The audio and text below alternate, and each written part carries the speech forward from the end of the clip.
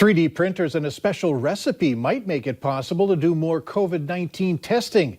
Our national investigative team looks at current testing rates and how one university hopes to help boost those numbers. Here's Investigate TV's Lee Zurich with our COVID-19 tracker.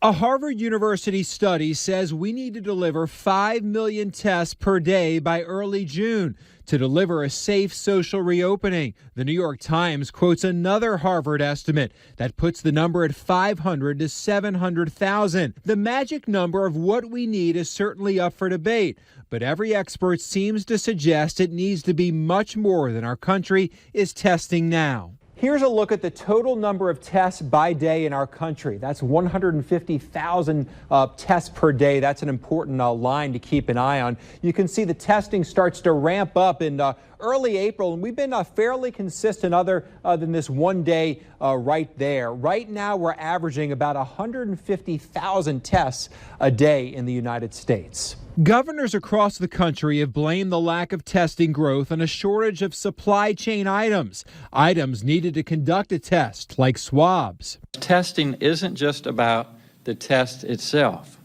Labs might be able to run tests, but until doctors have enough swabs to do the test, and we have enough supplies to safely transport the test, we cannot meet the need for testing. Ohio State University is one of many being innovative with technology to create more supply. To make additional swabs, doctors think their use of a 3D printer can be replicated across the world. We think we can make about 10,000 swabs a day from a single manufacturing site. The university has also received FDA approval on a solution used in transporting the test. This recipe that looks a little bit like Gatorade, every time you have a swab, they place the swab in this solution. And that solution basically keeps the virus happy from the time that you get the swab to the time it makes it to the laboratory. Dr. Peter Moeller says this solution is also in short supply, but Ohio State has created its own recipe. You know, it's not a fancy recipe, but it's a recipe that has to be made in a very specific type of lab with very specific components to stabilize the virus. Ohio State thinks its innovations will allow the testing numbers to increase.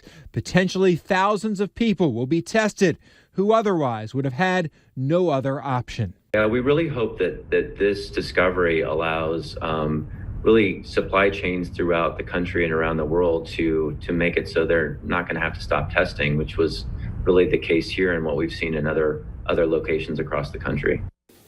Other researchers are working on solutions as well. This week, LabCorp announced FDA approval of its home collection kits. For now, the kits will be going to healthcare workers and first responders who may have been exposed. Up next on Valley News Live 10 at 10, Netflix is booming. How many subscribers have jumped on board since the pandemic?